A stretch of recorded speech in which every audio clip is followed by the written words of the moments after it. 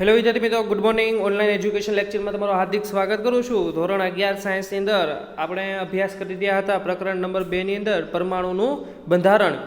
તો ચાલો વિદ્યાર્થી મિત્રો આપણે અભ્યાસ કરવા જઈએ. તો હવેથી આપણે એવો અભ્યાસ કરશું કે જે આપણને ગુજરાત બોર્ડે જે 30% સિલેબસ કટ કરીને આપ્યો છે એનો આપણે શરૂઆત પહેલાં અભ્યાસ કરશું. ત્યારબાદ આપણે જ્યારે સ્કૂલ ખુલશે ત્યારે જે બાકીના પોઈન્ટ છે ત્યારે વધારે ડિસ્કસ કરશું.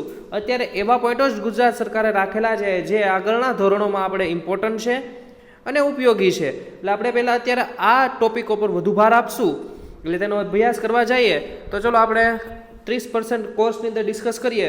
તો આજના ટોપિકનો અભ્યાસ કરતાં પહેલાં હું તમને થોડીક સામાન્ય બાબતો સમજાવી દઉં કે જેનો આપણે યુઝ કરવાનો છે. જે આ અમુક ટોપિક કપાઈ ગયા છે એમાંનો બેઝ છે, જે આ તમને હું શોર્ટ કરીને સમજાવું છું કે ભાઈ કઈ રીતના યાદ રાખવું. તો આપણે ભણી ગયા હતા કે ભાઈ પરમાણુ છે એ ગોળાકાર છે, જે બ્લેક કલર છે આખો આ ઉપલું આ મોટું સર્કલ એને આપણે નામ આપીએ છીએ પરમાણુ. ત્યારબાદ પરમાણુની અંદર આ જે રેડ સર્કલ છે ને આપણે શું કહીએ છીએ પરમાણુનું કેન્દ્ર, જ્યાં શું રહેલા છે બે અપરમાણ્વીય કણ પ્રોટોન અને ન્યુટ્રોન.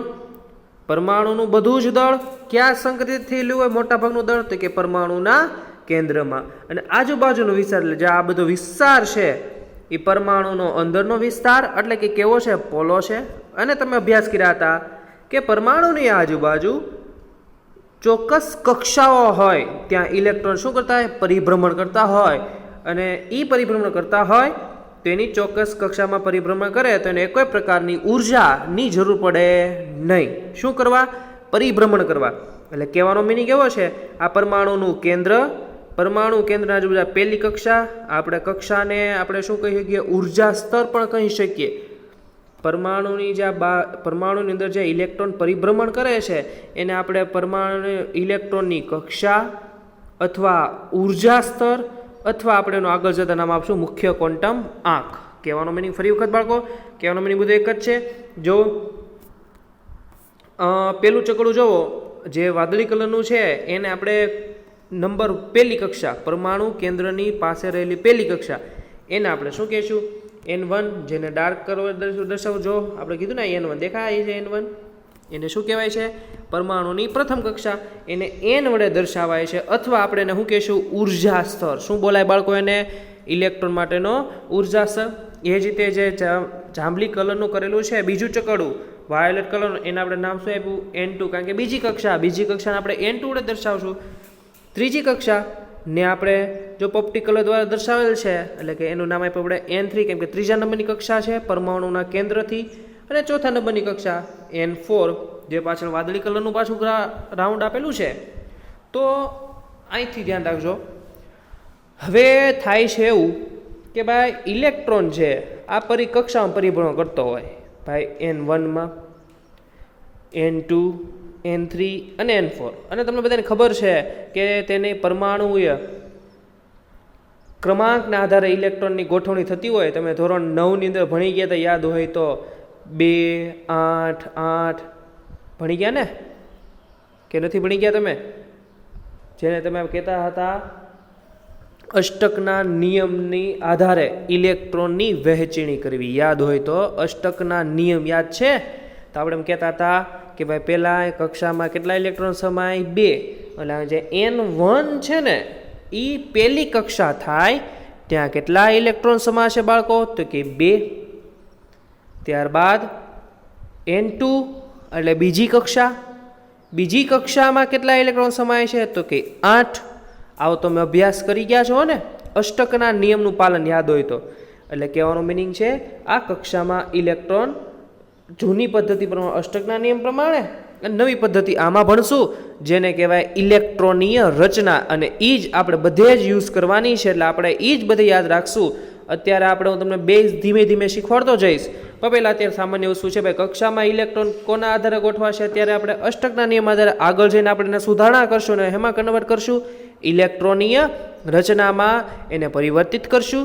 હવે ખાસ જોવા જાઓ, તમને ખબર છે જે આ કક્ષાઓ કઈ છે N1, N2, N3, N4, એમાં ઇલેક્ટ્રોન શું કરતા હોય? પરિભ્રમણ કરતા હોય. હવે ખાસ બાબત નોંધવા જેવી બાબત છે બાળકો, અહીંયા ધ્યાન રાખજો. આ પરમાણુના કેન્દ્રની પાસે પહેલી કક્ષા, જેને આપણે કહીએ છીએ ફિંગર ફરે એ જોજો, પહેલી કક્ષા એટલે કે n=1, કક્ષા નંબર 1, જે પરમાણુના કેન્દ્રની ખૂબ જ નજીક આવેલી છે. તેથી પહેલી કક્ષામાં રહેલો ઇલેક્ટ્રોન કેન્દ્રમાં રહેલા પ્રોટોન સાથે પ્રબળ આંતરાણવીય આકર્ષણ બળ દ્વારા જોડાયેલો હોય ને, પ્રબળ આકર્ષણ બળ દ્વારા જોડાયેલો હોય. કયા બળ દ્વારા? પ્રબળ આકર્ષણ બળ દ્વારા જોડાયેલો હોય કે ન હોય? કારણ કે પરમાણુના કેન્દ્રની અંદર પ્રોટોન ધનભારિત અને પહેલી કક્ષામાં રહેલો ઇલેક્ટ્રોન ઋણ વીજભારિત. તો પહેલી કક્ષા છે એ પરમાણુના કેન્દ્રની અત્યંત નજીક આવેલી છે. તેથી પરમાણુ અને ઇલેક્ટ્રોન વચ્ચે પ્રબળ આકર્ષણ બળ છે વિદ્યાર્થી મિત્રો. અને કહેવાનો મિનિંગ અહીંયા યાદ રાખવાનું, જ્યાં પહેલી કક્ષામાં છે ત્યાં ઉર્જા ઓછી હોય. કોની? ઇલેક્ટ્રોનની. પહેલી કક્ષા કરતાં બીજી કક્ષામાં ઉર્જા કેવી હોય? વધારે હોય. એની કરતાં ત્રીજી કક્ષા, એની કરતાં ચોથી કક્ષા. એટલે કહેવાનો મિનિંગ એમ છે કે મારે જો પહેલી કક્ષામાંથી ઇલેક્ટ્રોનને દૂર કરવો હોય તો એને ખૂબ ઉર્જા આપવી પડે. ઉર્જા આપશો તો પહેલી કક્ષા મૂકીને બીજી કક્ષામાં આવશે, હજી વધુ ઉર્જા આપશો તો બીજી કક્ષા મૂકીને આ ત્રીજી કક્ષામાં આવશે, હજી વધુ ઉર્જા આપો ત્રીજી કક્ષામાં કઈ કક્ષામાં આવશે? ચોથી કક્ષામાં આવશે. કહેવાનો મિનિંગ એવો છે બાળકો, સિમ્પલ વસ્તુ તમને યાદ કરો. હું તમને બહુ જનરલી વસ્તુ કહું કે ભાઈ તમને તમારા મમ્મી પપ્પાએ અથવા એમ કહું કે તમને અચાનક 1 કરોડ રૂપિયાની લોટરી લાગી ગઈ. વિચારો, તમને 1 કરોડ રૂપિયાની લોટરી લાગી ગઈ છે તો તમે શું કરશો? તો તમે પહેલો વિચાર કરશો કે હાલો ભાઈ હું દુનિયા ફરી લઉં. પહેલો વિચાર જનરલી જે ફરવાના શોખીન હોય એ પહેલો વિચાર ન કરે. જો કોઈ શોખીન ન હોય તો એક વસ્તુ તો વિચાર કરે કે હાલો ભાઈ ક્યાંક ફરી આવીએ. બરોબર છે? શું કામ? કારણ કે તમને લોટરી લાગી એટલે તમને બહાર જવાનું મન થયું. નાના સિટીમાંથી ક્યાં જવાનું મન થયું? મોટા સિટીમાં. એ જ રીતે વિદ્યાર્થી મિત્રો, જ્યારે પરમાણુની અંદર રહેલો પહેલી કક્ષામાં રહેલો ઇલેક્ટ્રોન છે એને બહારથી ઉર્જા મળે, બહારથી કોઈક લોટરી લાગી જાય તો એ શું વિચારે કે હાલો હું ક્યાંક ફરી આવું એટલે એની પોતાની મૂળ કક્ષા મૂકીને એ ક્યાં જાય? ઊંચા શક્તિ સ્તર. ઉચ્ચ શક્તિ સ્તર એટલે n=2. હજી વધુ પૈસા મળ્યા છે તો એ n=3 આવ્યો જાય છે. બહુ વધુ પૈસા મળે તો ક્યાં આવ્યો જાય? n=4. એટલે જેમ જેમ એ કક્ષામાં આગળ વધતો જાય, કેમ વધતો જાય? એમની ઉર્જા વધતી જશે. સમજાય છે વિદ્યાર્થી મિત્રો? અહીં સુધીનું કહેવાનું મિનિંગ એમ છે, જ્યારે પોતાની કક્ષા ઇલેક્ટ્રોન ક્યારે દૂર થાય? એને કંઈક ઉર્જા મળે. એટલે જો અહીં વાત કરીએ છીએ આપણે આ કક્ષાઓને આડી રીતે સમજાવો. જો પહેલું કક્ષક ને હું કહું n=1, એટલે પહેલી કક્ષકને આપણે જો આ રીતે દર્શાવ્યું આડી સમજાવવા પૂરતી. હો બાળકો, આ પહેલી કક્ષા. જો ત્યાં ઇલેક્ટ્રોન છે એટલે આ ઇલેક્ટ્રોન ક્યાં છે? આ પહેલા ચકડાની અંદર. હવે ફોટોન એટલે ઉર્જા ધરાવતા કિરણો. ફોટોન એટલે શું બાળકો? એ એક પ્રકાશનું પુંજ છે, પ્રકાશનો સમૂહ છે. પ્રકાશનો સમૂહ એક સાથે ઇલેક્ટ્રોન પર આપાત થાય છે એટલે ઇલેક્ટ્રોનને ઉર્જા મળે છે. ઉર્જા મળે એટલે એને શું લાગી ગઈ? લોટરી લાગી. એટલે એને ઉર્જાનું શું કર્યું? અવશોષણ કર્યું. તમને ખબર છે, તમને અચાનક લોટરી લાગે તમે તરત શું જાઓ છો? નાના સિટીમાંથી મોટા સિટીમાં. એટલે કહેવાનો મિનિંગ એ થયું. તો અહીંયા ઇલેક્ટ્રોને શું કર્યું? ઉર્જાનું શોષણ કર્યું એટલે અવશોષણ ઉર્જા. એટલે અવશોષણ ઉર્જા સાથે ક્યાં જાય? પોતાની મૂળ કક્ષા મૂકીને ઊંચી કક્ષા એટલે કે મોટા સિટી. મોટું સિટી એટલે n=2 એટલે બીજા ચકડામાં શું થાય? જાય છે. અને તમને ખબર જ છે વિદ્યાર્થી મિત્રો કે ભાઈ તમને પૈસા તમારા ખૂટી જાય તો તમે પાછા ક્યાં આવો? હતા નહીં એટલે પાછા તમે ઘરે જ આવો ને. તમારા મમ્મી પપ્પાએ તમને આપ્યા કે હાલે બટા જા 5000 તું મામાની ઘરે જઈ આય. તો તમે મામાના ઘરે ગયા. આ તમારા ઘરે ક્યાં ગયા? મામાના ઘરે. કારણ કે તમને શું મળ્યા? 5000. 5000 એટલે અવશોષણ ઉર્જા. 5000 મળ્યા. હવે 5000 વપરાઈ ગયા તો કોઈ મામાને બધે થોડા આપે? મામા તો ખવડાવવાનું બધું કરે, પૈસા વાપરવાના થોડા આપે. એટલે પછી પૈસા ખૂટે એટલે પાછા ક્યાં આવો? રિટર્ન પાછા ક્યાં આવો? ઘર ભેગા થઈ જાય ને આપણે ભાલોભાઈ ઘરે વયા જાય. કારણ કે પૈસા શું થઈ ગયા? ખૂટી ગયા. એટલે કહેવાનો મિનિંગ કે જ્યારે ઉપલા કક્ષામાં ઉર્જા પૂરી થશે તો પાછો નીચે આવશે. નીચે આવે એટલે કંઈક ઉર્જા શું થઈ ગઈ? છૂટી પડશે ને. કેમ કે પૈસા પૂર્ણ થયા એટલે એ પૈસા પૂર્ણ થયાનું મિનિંગ શું થયું? પૈસા વપરાઈ ગયા એટલે ઉત્સર્જન. એટલે વપરાઈ જવાનું મિનિંગ શું થઈ ગયું? ઉત્સર્જન. એટલે જે રિટર્ન આવશે એ ઉત્સર્જન ઉર્જા. એટલે ઉત્સર્જન ઉર્જા પાછા વિકિરણ સ્વરૂપે શું કરશે? છૂટી. જો આ વિકિરણ સ્વરૂપે ઉર્જા છૂટી કરે છે એનું કહેવાય ઉત્સર્જન ઉર્જા. એટલે ઉત્સર્જ ઉર્જાનું શું કરી નાખશે, ઉત્સર્જન પોતે હતો નહીં ને પાછો મૂળ કક્ષામાં આવી જાય. કહેવાનો મિનિંગ બાળકો એટલો જ છે કે જ્યારે ઇલેક્ટ્રોનને ઉર્જા મળે તો એ ઊંચી કક્ષામાં જાય, ઊંચી કક્ષામાં જાય તો એ દરમિયાન ઉર્જાનું શું કરે, અવશોષણ કરે, બરાબર છે. અને પાછો ઉર્જા ત્યાં જવા માટે વપરાઈ જાય ને, વપરાય જાય એટલે પાછો હતો નહીં આવશે. એટલે જ્યારે n બરાબર 1 માંથી 2 માં જાય તો ઉર્જાનું શોષણ કરે અને ઊંચી કક્ષામાંથી નીચી કક્ષાઓ એટલે કે ઊંચા શક્તિ સ્તરમાંથી નીચા શક્તિ સ્તરમાં જે ઉર્જાનું શું થાય, ઉત્સર્જન થાય. કારણ કે પાછી ઉર્જા શું થઈ જવાની, ત્યાં સુધી પહોંચતા વપરાઈ જવાની છે. સમજાય છે બાળકો? નથી સમજાય દીધું તો આ વસ્તુ બેઝિક વસ્તુથી તમારે યાદ રાખવાની કે કહેવાનો મિનિંગ શું છે, જ્યારે ઇલેક્ટ્રોન ઉર્જાનું અવશોષણ કરે છે ત્યારે નીચા શક્તિ સ્તરમાંથી ઊંચા શક્તિ સ્તરમાં જાય છે અને એ દરમિયાન ઉર્જાનું શું થાય છે, ઉત્સર્જન થાય છે. તેથી પાછી ઉર્જા ઘટે એટલે ઇલેક્ટ્રોન ફરી ઊંચી શક્તિ સ્તરમાંથી ક્યાં આવે છે, નીચા શક્તિ સ્તરમાં પાછો ફરે છે. તો હવે આપણે આપણા લેક્ચરની શરૂઆત કરવા જઈએ, જેનું નામ છે હાઇડ્રોજન પરમાણુ માટે બોહરનો નમૂનો. તો ચાલો અભ્યાસ કરવા જઈએ. કીધું છે નીલ બોહર, જોજો કોણ ભાઈ, નીલ બોહરભાઈ સૌ પ્રથમ હતા જેમણે કોની વાત કરી, ધ્યાન રાખજો, હાઇડ્રોજન પરમાણુની રચના તેના વર્ણપટની પરિણાત્મક રીતે સમજાવેલો હતો. જો કે આ સિદ્ધાંત આધુનિક ક્વોન્ટમ યંત્રશાસ્ત્ર ન હતો, પણ તે પરમાણુય રચના અને વર્ણપટના ઘણા મુદ્દાનું સમયકરણ કરવામાં, આજે હું વાંચી ગયો, તમને વાંચી ગયો નહીં, પણ બાળકો આ બધી જ વસ્તુ પાછી આગળ આપણે ભણવાની છે. જો શું કહે છે એની અંદર ઉપયોગ નીવડ્યો બોહરના હાઇડ્રોજન પરમાણુની નીચેની અભિધારણો પર આધારિત છે. જે આપણે લીટીઓ વાંચી ને એ જો આ વસ્તુ કહેવા માંગે છે, હમણાં આપણે પેરેગ્રાફ વાંચ્યો ને પહેલાનો, એ બધી વસ્તુ જો આ શું કહેવા માંગે, જો હાઇડ્રોજન પરમાણુમાં રહેલા ઇલેક્ટ્રોન, યાદ કરો હાઇડ્રોજન પરમાણુમાં કેટલા ઇલેક્ટ્રોન છે બાળકો, 1. કારણ કે હાઇડ્રોજનનો પરમાણુ ક્રમાંક કેટલો તો કે 1, તો 1 પ્રોટોન અને 1 ઇલેક્ટ્રોન. અને તમને યાદ છે પરમાણુની અંદર સૌથી નાનું સર્કલ પરમાણુનું કેન્દ્ર, પરમાણુના કેન્દ્રની આજુબાજુ શું હોય, પરમાણુવીય કક્ષા, જ્યાં ઇલેક્ટ્રોન શું કરે, પરિભ્રમણ કરે. એટલે કહેવાનો મેં ઇલેક્ટ્રોનની ભ્રમણ કરવાની કક્ષા.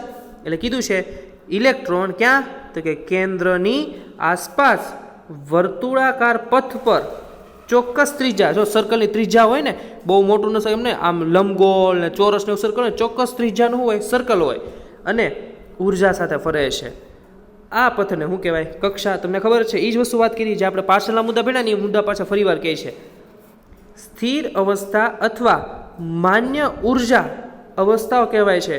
આ કક્ષાઓ કેન્દ્રની આસપાસ સંકેન્દ્રીય રીતે ગોઠવાયેલી હોય છે. સંકેન્દ્ર એટલે એક કક્ષા, એની પર બીજી કક્ષા, પછી ત્રીજી, ચોથી, એના ક્રમવાઇઝ શું થયેલી હોય, ગોઠવાયેલી હોય છે. હવે બીજો મુદ્દો, જ્યારે ઇલેક્ટ્રોન એટલે કક્ષકમાંનો ઇલેક્ટ્રોનની ઉર્જા સમય સાથે બદલાતી નથી. યાદ કરો મેં તમને એક્ઝામ્પલ આપ્યું હતું કે ભાઈ તમારા ખેતરમાં તમે ગમે તે કરો, તમને કોઈ પણ કંઈ ખીજાશે નહીં. તમારા ખેતરમાં ઉગેલો કપા તમે તોડી નાખો, લઈ લ્યો, માંડવી આવેલી ખાઈ જાઓ, કોકને ખવડાવો, તો તમને કોઈ કંઈ કહેવાશે નહીં, કારણ કે તમારું ખેતર છે, તમને કોઈ કંઈ કહેશે નહીં. પણ બાજુવાળાના ખેતરમાં જઈને કપાસ વીણવા જાજો, માંડવી ખાવા જાજો, લેવા જાજો, લેવા દેશે નહીં, કેમ કે આપણું ખેતર નથી. એટલે કહેવાનો મિનિંગ એમ છે, જ્યારે ઇલેક્ટ્રોન એક પોતાની ચોક્કસ કક્ષામાં પરિભ્રમણ કરતો હોય એ દરમિયાન એને ઉર્જાની જરૂર પડે નહીં. શું કામ?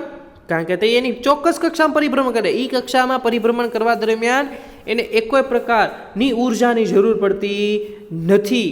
આવું કોણે કીધું હતું? બોહરે, યાદ હોય તો. પરંતુ જ્યારે જોજો સમજો, પરંતુ જ્યારે ઇલેક્ટ્રોન ક્યાં, નીચલી સ્થિર કક્ષામાંથી એટલે નીચા શક્તિ સ્તરમાંથી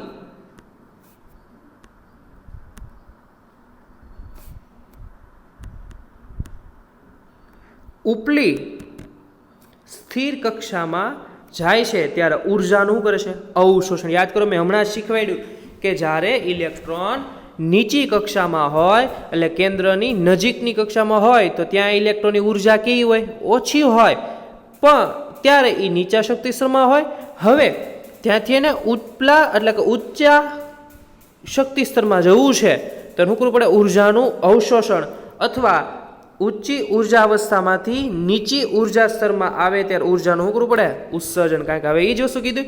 હવે જો એક ઇલેક્ટ્રોન નીચી કક્ષા ઊંચી કક્ષામાં ક્યારે જાય, એને ઉર્જા મળે ત્યારે, એટલે ઉર્જાનું શું કરવું પડે? અવશોષણ.